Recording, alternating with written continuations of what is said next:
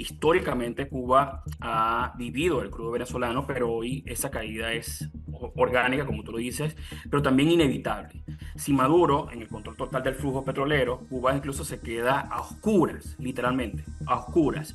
Ya no hay suficiente petróleo para regalar mientras el venezolano hace colas de días para surtir 10 litros de gasolina, por ejemplo. ¿Tú crees que veremos a estos personajes finalmente desfilando también por una corte en Manhattan? Absolutamente sí. Miren, Diosdado es el símbolo del no se puede, del que aquí mando yo y si te quejas, te quiebro. Pero cuando caminas por las calles de Venezuela, te das cuenta de que su discurso ya no permea. La gente lo ve en la televisión y ya no siente ese terror paralizante de antes. Siente un cansancio profundo que se ha convertido en valentía. Y la esperanza que nosotros vemos, por ejemplo, se ve en las madres que a pesar de las amenazas de Diosdado Cabello, se plantan frente a las cárceles para exigir fe de vida. Se ven los jóvenes que, aunque saben que los pueden llevar presos por un TikTok, por ejemplo, siguen grabando la realidad. Se ve en el hecho de que por más que él intente humillar a los líderes de oposición, la gente sale a recibirlos como si fuera su propia familia.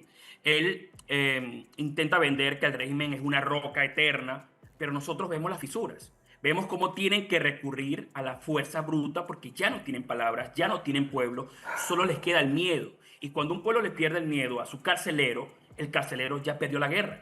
La esperanza hoy en Venezuela no depende de lo que diga Diosdado Cabello, Delcy, ellos en su programa. Depende de la convicción de que no hay mal que dure 100 años y de que estamos viendo quizás por primera vez cómo ese sistema se está devorando a sí mismo por dentro.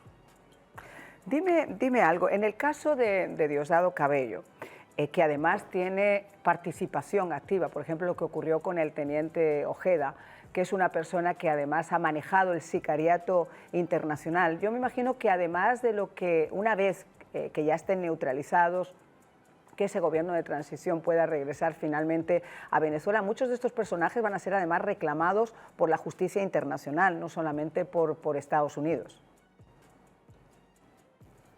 A ver, estoy completamente seguro de que muchas de estas personas o organizaciones de derechos humanos eh, tienen en sus documentos gran elementos de pruebas para ir contra, no solamente contra él, sino contra distintos personajes de la vida del chavismo, ¿no? De la vida pública del chavismo.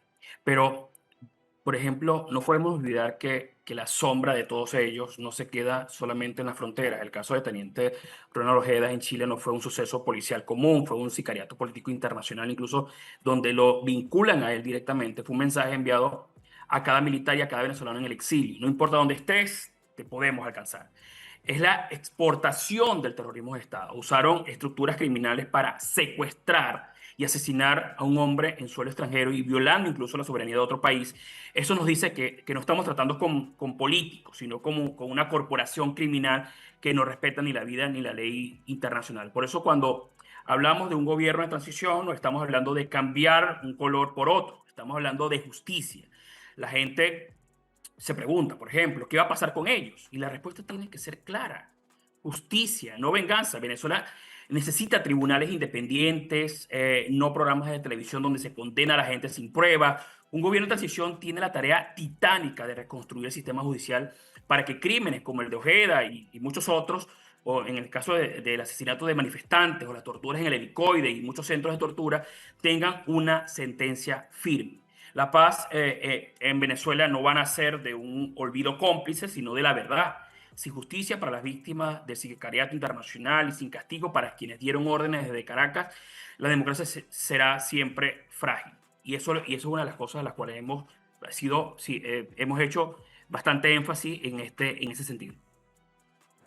Eh, Una de las cosas que también te quería comentar, y quiero analizarlo contigo porque lo he analizado desde otras perspectivas. Hoy, por ejemplo, se sabe que Cuba podría estar pendiente realmente de una caída orgánica después de lo que ha ocurrido con Venezuela, de la caída de Nicolás Maduro, porque obviamente el presidente Donald Trump fue enfático en que no va a haber un dólar del dinero del petróleo, ni va a haber crudo que va a ir a Venezuela, y México, que había sido el backup de Venezuela durante mucho tiempo, pues ahora parece ser que va a limitar también los envíos, si es que finalmente esos envíos se siguen produciendo, porque esto forma parte también de una negociación con el presidente Donald Trump y con la administración de Donald Trump.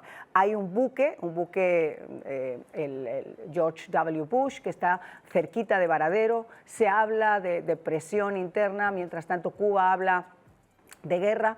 No quiero entrar exactamente en los detalles, pero sí te quiero preguntar bajo tu experiencia. ¿Tú crees que después de cómo ha quedado demostrada la injerencia que Cuba tenía dentro de Venezuela, con los anillos de seguridad del propio Nicolás Maduro, con militares venezolanos que eran relegados para traer a esta gente de la inteligencia cubana, ¿tú crees realmente que después de lo que ha ocurrido con Venezuela en estos momentos pueda producirse en Cuba una caída orgánica del régimen?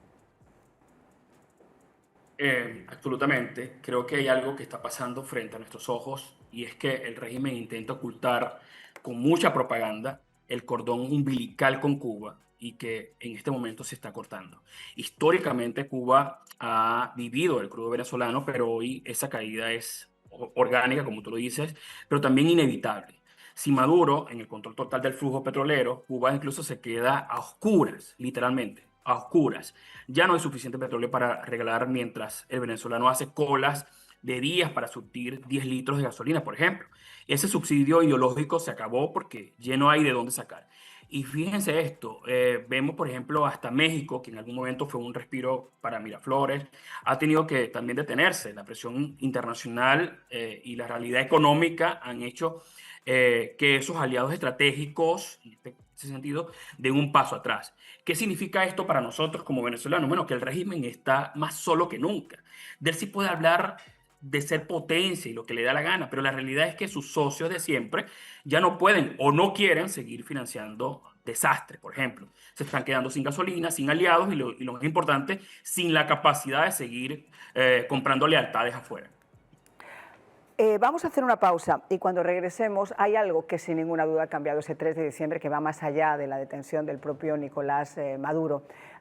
Algo está cambiando en Latinoamérica y ese, como estaba comentándonos en estos momentos Orlando, esa posibilidad que de forma orgánica, como si fueran piececitas de una baraja de naipes, cuando las pones todas juntas y se van cayendo, esto puede llegar también a afectar a Nicaragua y puede llegar a afectar incluso ese cambio tan necesario que puede haber en Colombia. ¿Por qué les cuento esto? Nicaragua ha comenzado a liberar a presos que tenían en las cárceles por celebrar lo que había ocurrido con Maduro.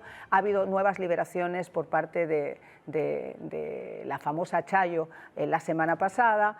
Vemos como Petro ha cambiado totalmente su discurso. Esta mañana se producía también la noticia de que va a ser recibido en Estados Unidos con calidad de jefe de Estado, después de haberle quitado la visa por lo que ocurría y sus exabruptos, tildando al presidente Trump de criminal y diciendo que Estados Unidos era imperialista, etcétera, etcétera, etcétera. Todo eso ha ido cambiando, ese orden ha ido cambiando.